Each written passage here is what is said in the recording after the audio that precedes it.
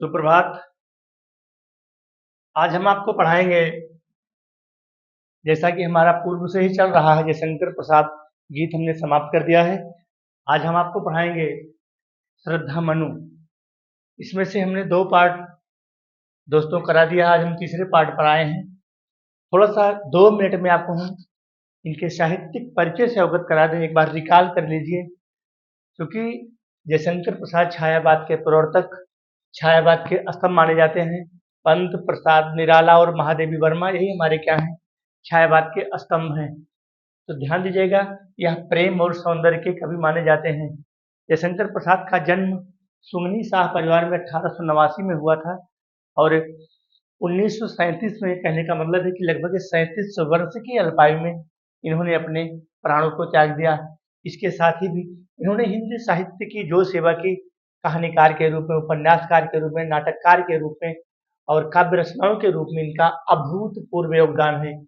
दोस्तों, जो इनकी काव्य रचनाएं हैं, नोट करना, एरो लगा करके लिखना। लहर है, झरना है, प्रेम पथिक है, आंसू है, ठीक है। और इस प्रकार से जो इनका श्रद्धा मनु हो गया, गीत हो गया, और इनके नाटक हैं, चंद्रगुप्त है, स्कंदगुप्त है, कामना है, और जन्मेजय का नागयज्ञ है, एक घूट है। यह इनके क्या है, ध्रुव स्वामी इनका ये प्रमुख नाटक है। और इनका जो कंकाल है, तितली है और लीलावती जो कि अपूर्ण है, यह इनके उपन्यास हैं। इनके कहानी संग्रह भी हैं, गुंडा है, इंद्रजाल है, प्रतिध्वनि है, छाया है। कहानी संग्रह का मतलब होता है हर एक संग्रह में 10-10, 15-15 कहानियां, किसी में 10, किसी में 15, एक संग्रह इन्होंने बनाया है। उसके भी नाम, पहली कहानी इनकी ग्राम्या है, नोट करना, पहली कहानी इनकी ग्राम्या है। और उसके बाद आकाशदीप है, इंद्रजाल है, छाया है, प्रतिध्वनि है। इस प्रकार से इनके कहानी संग्रह हो गए, उपन्यास हो गए, नाटक हो गए, काव्य रचनाएं हो गई। इन्होंने हिंदी साहित्य में अभूतपूर्व योगदान किया है। तो दोस्तों, आते हैं हम इनके सीधे काव्य रचना पर। क्या कहती हैं, सीख लूं ललित कला का ज्ञान, सीख लूं ललित कला का ज्ञान। मतलब ऐसी मधुर वाणी में श्रद्धा कहती है, क्या कहती है, सीख लूं ललित कला का ज्ञान है। और इधर इधर रह गंधर्वों के देश, अर्थात गंधर्व के देशों में वह निवास करती हैं। जो हमारी जो श्रद्धा मनु है, वो गंधर्व के देश में निवास करती हैं। श्रद्धा कहती हैं, क्या कहती हैं, ऐसी मधुर वाणी से श्रद्धा कहती हैं और कहती हैं कि मेरा मन उत्साह से परिपूर्ण है, सीख लूं। अर्थात जो आदमी उत्साहित होगा, सीखने के लिए कुछ उत्साहित होगा तभी तो आज सीखेगा। जैसे दोस्तों, मैं पढ़ा रहा हूँ, अगर आपके अंदर उत्साह होगा, रुचि होगी, प्रेम होगा, लगाव होगा, तभी आप इस वीडियो को देखोगे, अदरवाइज स्किप करके चले जाओगे। सीख लूं ललित कला का ज्ञान। श्रद्धा के अंदर एक उत्साह जागृत हो उठा है, एक उत्कंठा जागृत होती है कि मैं ललित कला को सीख लूं, क्योंकि इधर रह गंधर्वों के देश हैं। क्योंकि इधर सीखने के लिए वो गंधर्व देशों में निवास करती हैं। अर्थात इन ललित कलाओं को सीखने के लिए वो गंधर्व देशों में निवास करती हैं, क्योंकि वह अपने पिता की प्यारी संतान है। ध्यान दीजिएगा, क्योंकि वह अपने पिता की प्यारी संतान है। दोस्तों, इस प्रकार से व्याख्या को आप करिएगा। एक एक व्याख्या मैं तोड़ करके बता दूंगा, एक एक शब्द को तोड़ करके बता दूंगा। इसके अलावा कहीं भी आपको किसी पीडीएफ की, किसी भी चीजों की आपको आवश्यकता बिल्कुल नहीं पड़ेगी। अगला है दृष्टि। दृष्टि जब जाती हिमगिर, हिमगिर कहा गया है हिमालय को। गिर माने होता है हिम माने बर्फ, गिर माने होता है पहाड़, अर्थात हिमालय पर्वत।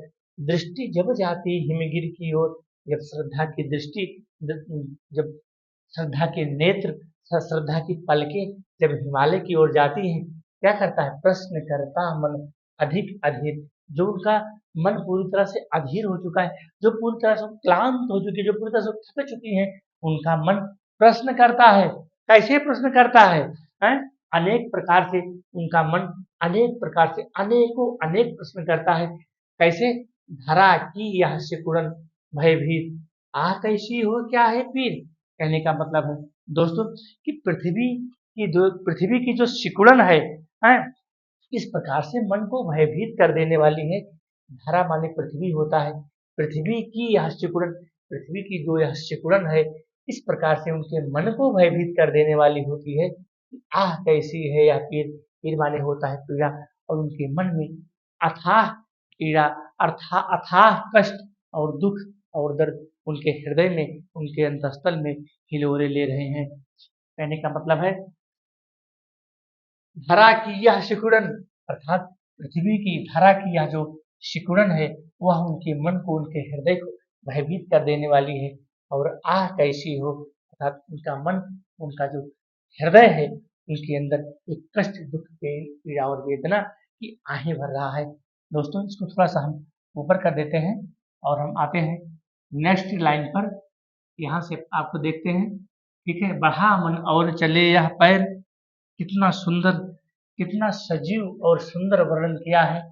बढ़ा मन और चले यह पैर, ध्यान दीजिएगा, बढ़ा मन, बढ़ा मन और चले ये पैर, शैलमालाओं का श्रृंगार, अर्थात उनका मन पूरी तरह से शैलमालाओं का श्रृंगार किए हुए मनु की ओर चल पड़ता है। बढ़ा मन और चले ये पैर, अर्थात उनका मन पूरी तरह से, उनका मन पूरी तरह से अपने पैरों के दो पैरों पर चलते हुए उनका मन, उनका हृदय बिल्कुल शैलमालाओं का श्रृंगार, जिस प्रकार से जो पहाड़ और पर्वत अपने शैलों से, अपने बर्फ से, शैल माने बर्फ से, बर्फ की मालाओं से उसका श्रृंगार किए हुए इतना सुंदर और सुशोभित हो रहे हैं, ठीक उसी प्रकार से श्रद्धा मनु की ओर चल पड़ती है।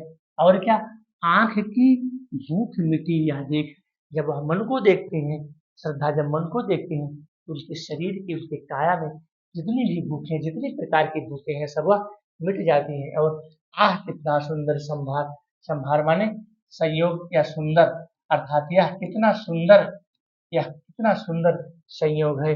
आह कितना था, उनका मन आहें से जोरे ले रहा है, यह कितना सुंदर संयोग है, यह कितना सुंदर संयोग है। अभी यहाँ देखा कुछ बलि का अन्न, वहां पर उन्होंने देखा कि कुछ लोग अन्न का दान किए हुए हैं, अर्थात कुछ लोग अन्न को बिखेरे हुए हैं। यहाँ देखा कुछ बलि का अन्न है।